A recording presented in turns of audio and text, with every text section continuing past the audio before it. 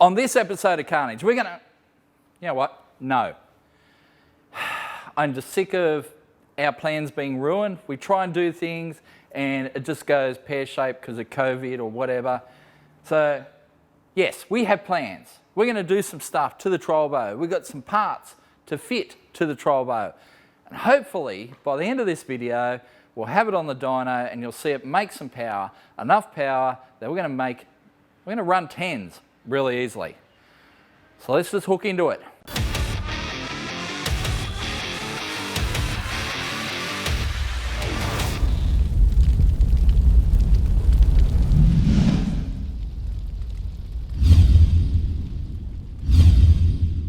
So last episode on Carnage, we had the Trolvo, getting in a whole new fuel system, and everything was going great until we went to lockdown.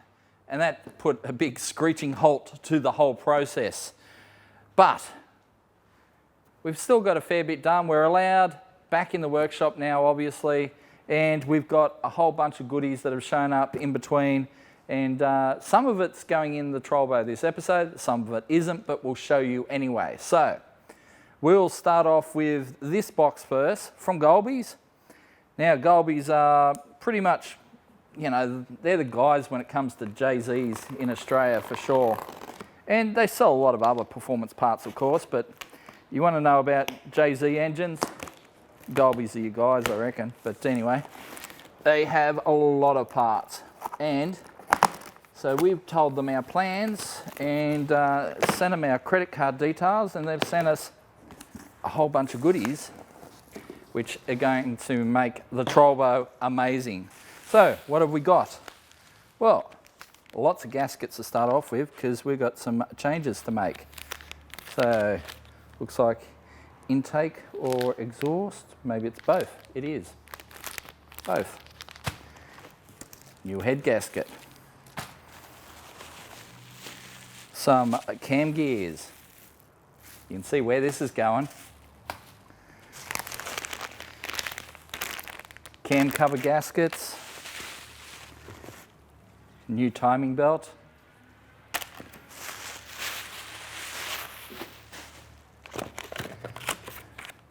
some more gaskety type stuff, valve stem seals, other seals,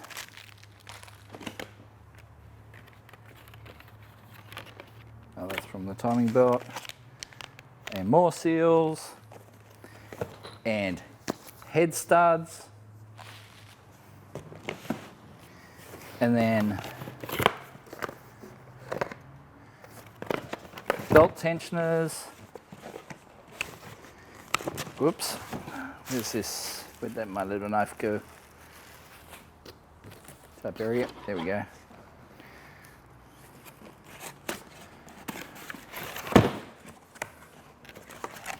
Sexy new balancer. Oh wow, this does look good actually.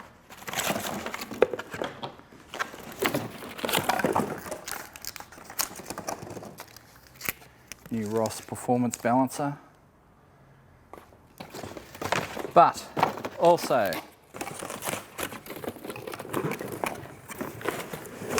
valve springs, I believe, from Kelford Cams. There we go. Valve springs.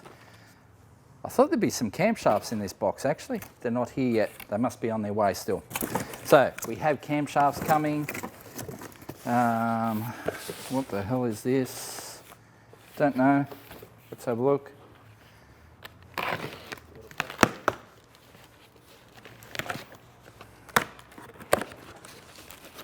Yep, water pump and all the various gaskets and shite to suit.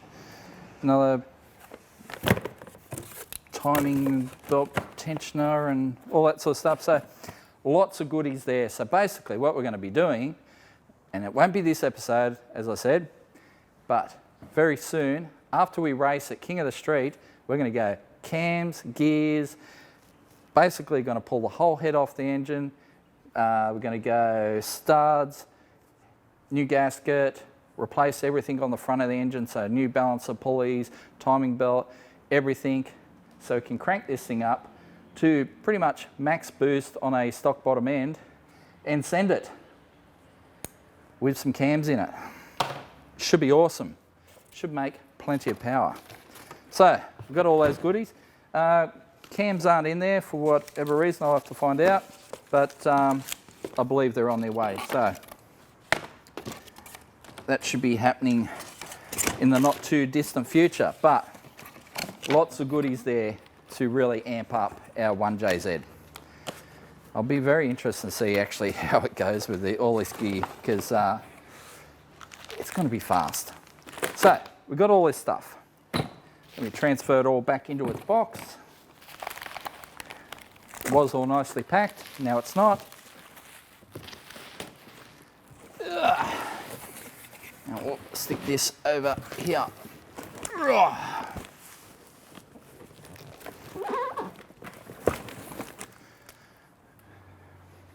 Which brings us to box number 2. And this, given the size and shape of it, and the fact I can see a little bit of the invoice there, is from Plazmaman. Yep, now we used a fairly cheap intercooler on this thing to start off with. And from our experience, we know we're already starting to you know, sort of lean on the limits of that cheap intercooler, because, well, we saw it at Portland, you know, as soon as we put, like, ambient temperatures were up a little bit higher, it really introduced some higher intake temps, and that's not good. We don't want higher intake temps. So,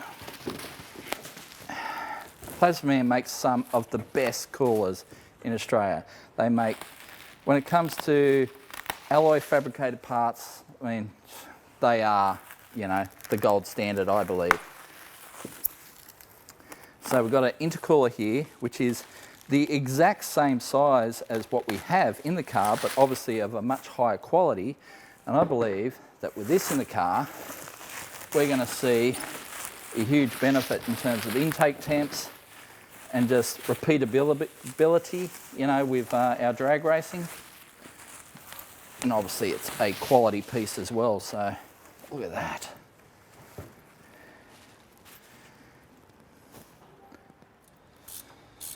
Because the workshop's kind of at capacity at the moment, I'm down here on the floor. I don't like it, but it is what it is. We'll sort that out soon. Oh, all right.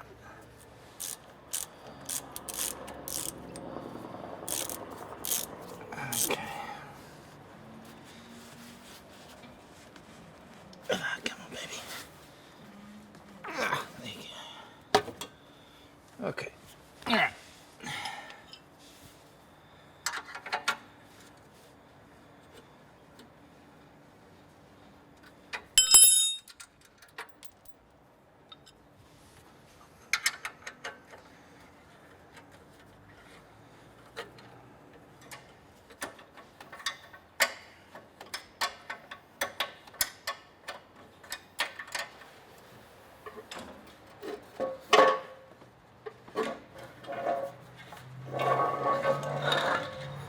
There we go. It's done its time, served us well, but I think it is time for an upgrade. So we have done all the fuel lines. Fuel lines are done, ready to go. Still got to wire up the pumps, but that won't take me long.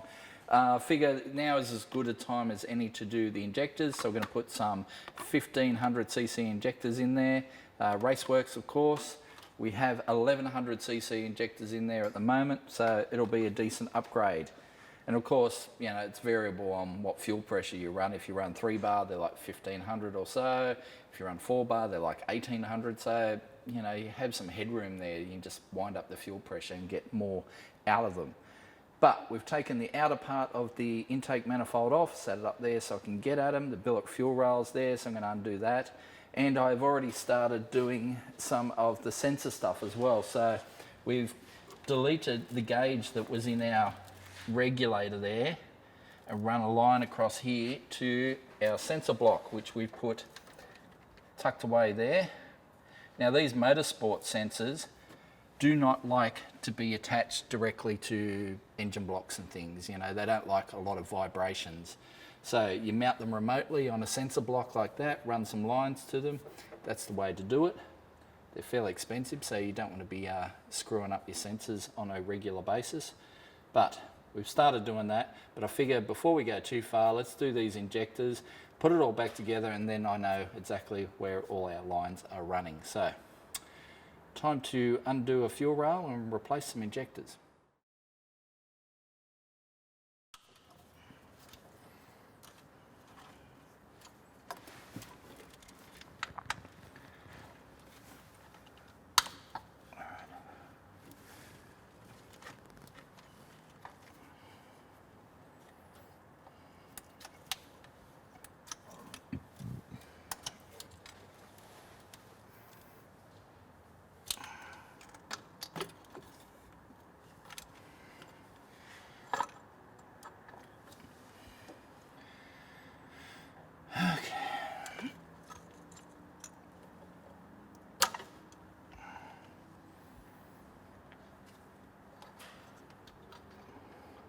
So we pulled these injectors out, so 1100 cc, but you can see they're like a 3/4 length, and these are little half length shorties.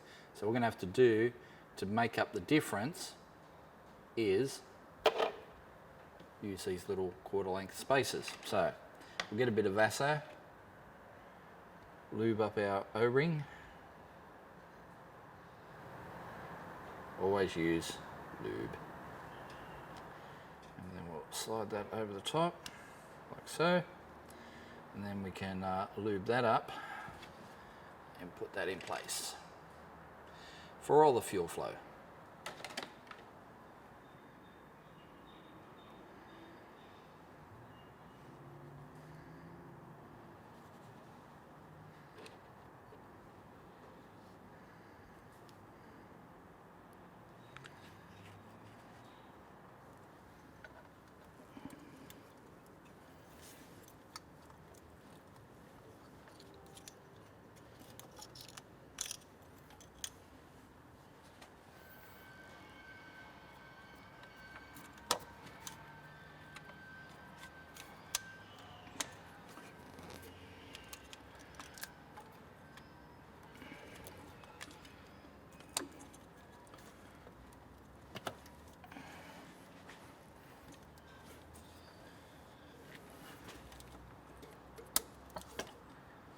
Number 5, number 4, number 3,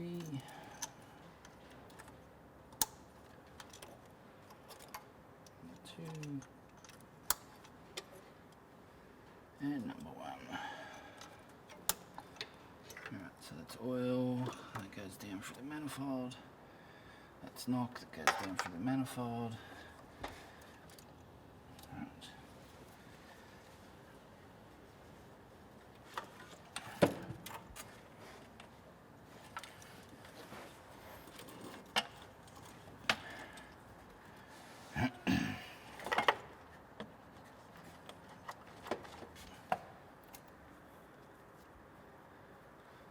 Okay, I think we're on. Just gotta make sure I've got nothing trapped in there. And we'll whack our bolts in. Should be done. And moving on. So we are almost finished with our plumbing and our wiring, and our sensor block is all in there, and everything's pretty much hooked up. Just a couple little connectors left to do, but we are almost ready to hit the dyno, except for this little bit, which is the new transpan we just bought from Speed Pro. So other side Dandenong there. Now what we're doing here is we've got a temp sensor, so we can log our transmission temperatures, keep an eye on that, especially with our trans brake, you know, because that sort of thing does build a lot of heat in these. So we're going to add a bit of goo to that with our little Ryobi gun, get our gasket down, and then replace the pan, and this thing is going on the dyno, the Sabo.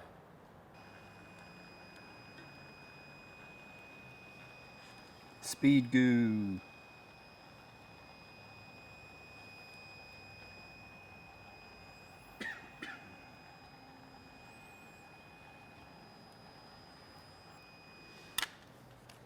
It's got to be a new goo record.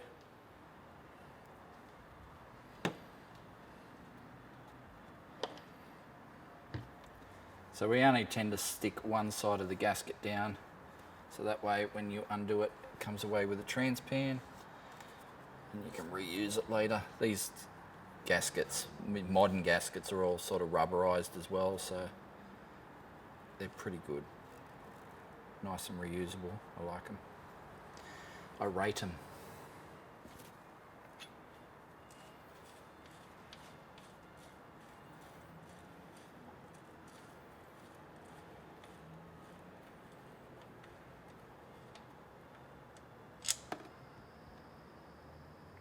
Looks pretty clean, which is good. We leaned on it pretty hard for its first outing, but yeah, you could almost reuse that. Not that we would, but it looks pretty mint.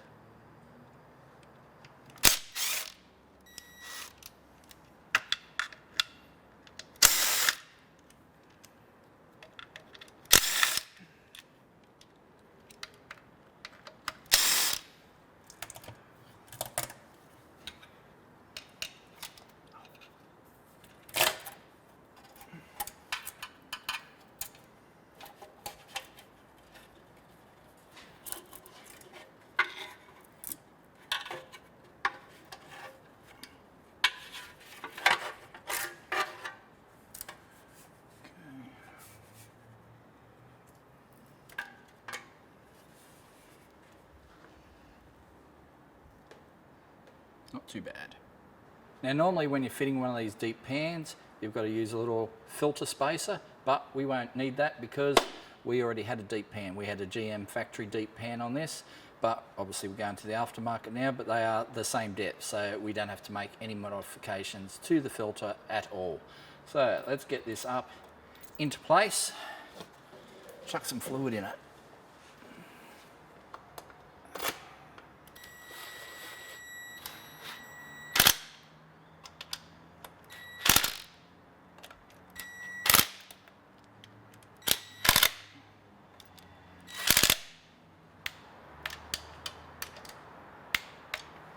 So our transmission pan is on and it's looking mighty shiny. So last little job to do before we fill it full of Valvoline is tighten the sump plug. No, I wouldn't do that, would I? I'll use this one instead.